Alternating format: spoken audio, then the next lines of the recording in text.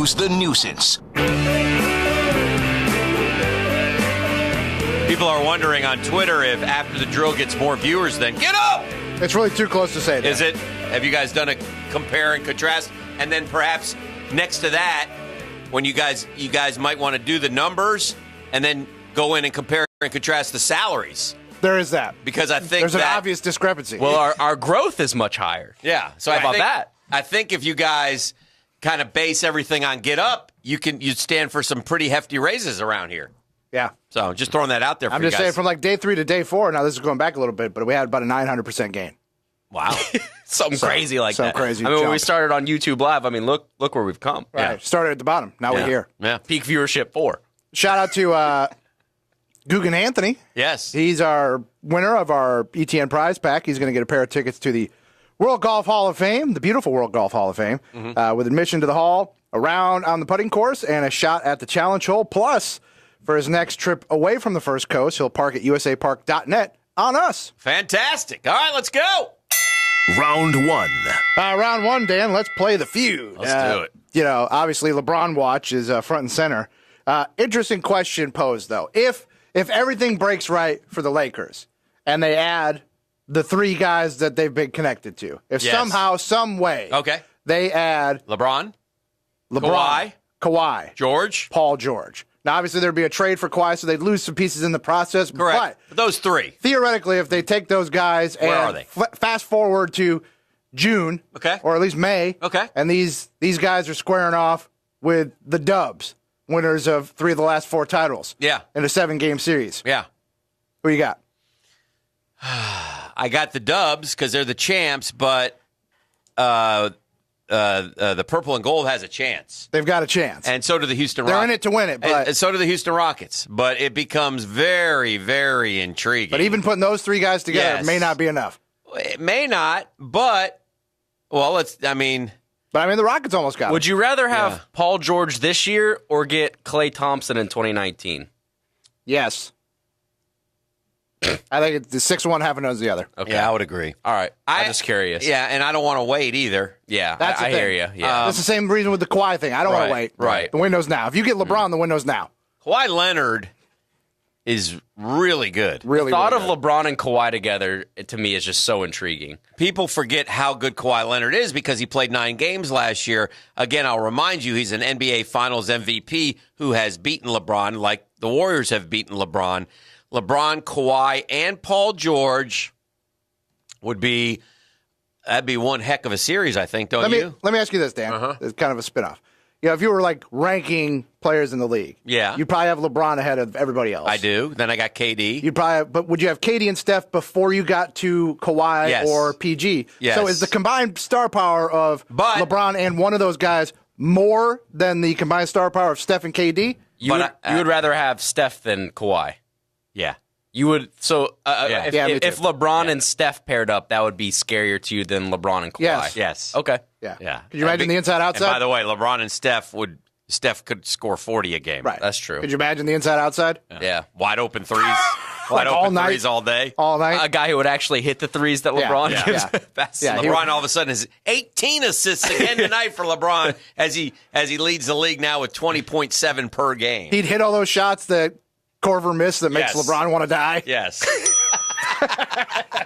Round 2. Round 2. And by the way, some people probably would argue that, though. That's what makes it so intriguing. Not everybody. Some people would take Kawhi maybe over Curry. Especially what Kawhi brings defensively, too. Yeah. Round 2. Yeah. Dan, shifting gears. Okay. Shift them. Last night in Omaha. Omaha! Tweet from ESPN said, congratulations to Arkansas on claiming the national title. Then Oregon State scored 3 in the 9th with 2 outs to gut punch the Razorbacks.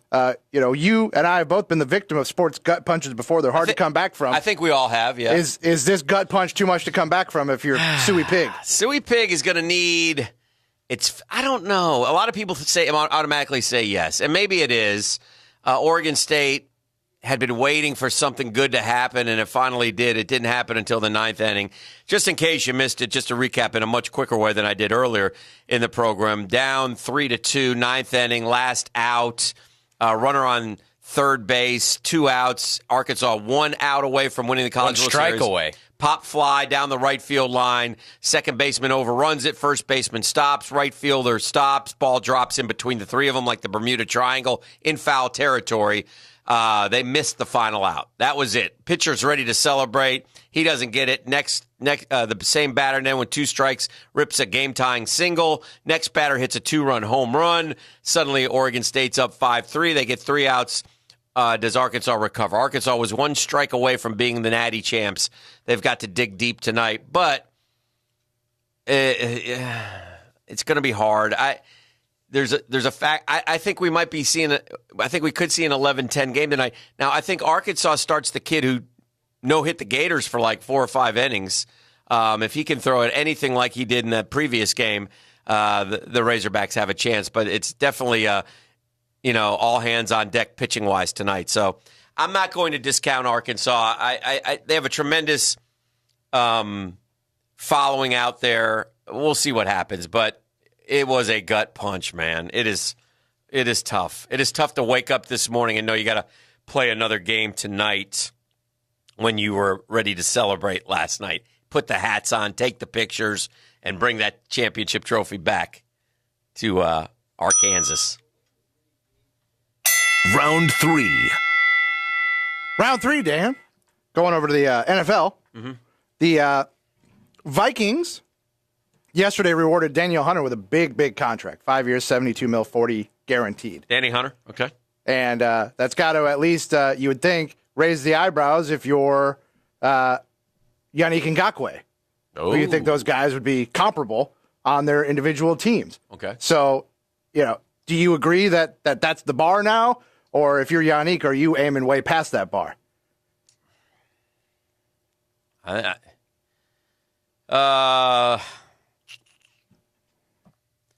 Well, Daniel Hunter, young guy, right? 6 sacks, 12.5 sacks, 7 sacks. Yannick, 8 and 12.5. Is that what we had in his 2 years? And all the strip sacks, obviously. Yeah, he's, and next year it goes up. I think you're aiming a little bit past that number. Yeah. I mean, you're at a time where. Well, let me put it this way: if I'm the Jags and Yannick would accept what Daniel Hunter just took, you'd be happy. I'd throw it out there right now. I sure would. Round 4. Speaking of Jags and the NFL, I'm not sure how you feel about this. By the way, Daniel Hunter, it spells his name Danielle. Yes. It's very confusing. Why is that? I don't know. Is there a reason? Because it's cool. I mean, I have a daughter named Danielle, and Yes. that's how she spells her name. That's Danielle. We'd have to ask Mr. and Mrs. Hunter. Yeah, Mr. and Mrs. Hunter. Why did you do this? Anyway. Like Eric The Rhett. Daniels of the world are wondering what the deal is. Mr. and Mrs. Rhett give you a high five. Yeah. That That was way different. was a little different. Yeah. Joel, what's his name? Over at CBS Sports, the ex-agent, Joel Corey. Joe Corey. He ID'd, I don't know how you feel about this guy. He ID'd 12 dudes that are at crossroads All right. in the NFL season. Some of them are, second-tier guys, but, Andrew Luck amongst them, that type of thing. Okay. At a sort of a potential breaking point in their NFL careers. Okay. No Jags made the list of the 12 guys, but if you had to peg one guy on this team that you think is at a career crossroads, who do you got? A career crossroads. Career crossroads. Maybe there isn't one, but Maybe, well, no, I think AJ can a little bit, right? I mean, he's needs to, although I still think he'll be playing in the NFL, so I don't know if that, I mean, Parnell got a big contract here and is, going through that, but he's a little bit older. Career crossroads. Dante Fowler Jr., in some respects, is at a career crossroads. I mean, he's in a contract year. Yeah. Again, though, he'll be playing football for the next few years, so Right. I don't want to. Yeah, it's not necessarily, bad year, you're out of the league, but Marcel Darius, if he wants to continue to be handsomely paid, the thing about the NFL, that's hard to do because, in essence, every contract's a one-year contract, so you're always at a career crossroads. That's fair. Although you do know, certain guys know they're going to be playing football. It's just where and how much. Right. So it's interesting, though.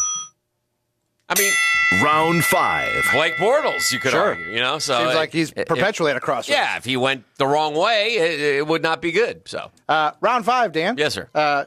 You guys have, you and Jeff have debated this topic in the past. Oh, but it's nasty. Yeah, it's come back up. Your buddy Gary Parrish, you know him, you love him, over at CBS, says GP. Yeah, GP, you love him.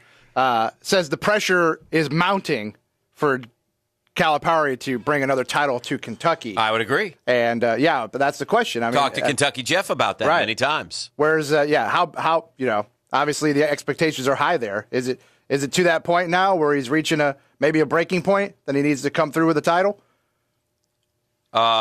Yes. I mean, if he doesn't deliver a title in the next couple years, what's the fallout? Could he lose his gig? No, they're not going to fire him. I mean, he's should John Calipari have more than one NCAA title is oftentimes what they do. And I've talked to Kentucky Jeff. Kentucky Jeff is my Kentucky basketball spokesman because there's no bigger fan. He follows recruiting. Big Blue insider. He knows. Yeah, he grew up with the Tubby Smith family. He played basketball in the great state of Kentucky. He is Kentucky Wildcat basketball. He's the guy who, when Kentucky gets eliminated, I call immediately as the clock ticks to 0. And sometimes he won't answer the phone. Sometimes he's too crestfallen to speak. So he's the guy I ask, and he bases it more on Final Fours. Like if you go to the Final Four, there are 4 great teams, and anything can happen. And I get that. And John Calipari's been to some multiple Final Fours. However, in asking Kentucky Jeff this year, as they bring in another stellar recruiting class, and then they got the kid from Stanford as well, and they've got a couple guys coming back who normally don't come back, so they have experience and talent from true freshmen. This is a year their expectations are high, and it's interesting. You can say that Calipari's made 4 Final Fours in the past 9 years, twice as many as any other coach in that same span, which is undeniably terrific, according to this article. But it shows you how cartoonish the expectations are. Yes. That's disappointing. Yes, but on the other hand, it is true it's only amounted to 1 natty, which can be used by critics to suggest the man who's been assembling high-level teams more often than anybody is underachieving. But that's been around Calipari forever. He's been a number 1 seed in the NCAA tournament 6 different times in his career. At UMass, at Memphis twice, at Kentucky 3 times, and only has 1 championship to show. But he says if Calipari's Tigers in the 06 Elite 8 had beaten UCLA, a team that they beat earlier in their season, Memphis would have been the only number 1 seed at the Final Four. Instead, the Tigers shot 11.8% from the three-point range in that game and were eliminated, clearing the way for Florida as a number 3 seed to win the championship. Then 2 years later, Calipari's Tigers were famously up 9 points on Kansas with 1:58 left in the championship game and collapsed. Or if Mario Chalmers doesn't make that shot, Cal would have had what would have been his first natty. Alas, they did collapse. Chalmers did make that shot, and Memphians remain haunted to it by this day. Cal had the most talented teams in 10, 12, and 15, but only one of those teams even played for the championship. And though nobody would describe Cal's 2014 Wildcats as great, they did advance to the title game of the tournament and were a 2.5-point favorite at tip-off over a UConn team that was tied for 3rd in the American Athletic Conference. UK lost by 6. So add it all up, and the following is accurate. Cal has either had the nation's best team or been in a great spot to win a natty 6 times in the last 13 seasons, which is precisely why it's reasonable to suggest he should have more than 1 championship. Deep down, Cal probably agrees, but I'd argue his lack of championships says more about the nature of the tourney than it does about him. It's a great topic and a great point of discussion when you talk about John Calipari. So that's a very good article and a very good question to bring up, Beef. Well done, sir. Thank you. What do you think? A little fireball? Let's do it. You, me, Sticks. Drew, you're too young. Dan, he's 23 years old. Legally, his right as an American. Sticks, you want some? You may frown upon it. No, Sticks is not feeling well. Sticks doesn't feel well. Sticks, how are you going to do the 8 o'clock? Have you laid track? Poorly. Or are you going to go for it? We're going to lay tape. Lay tape? We're laying tape. Yeah, that's probably the best. No chances taken. Yeah. Fireball.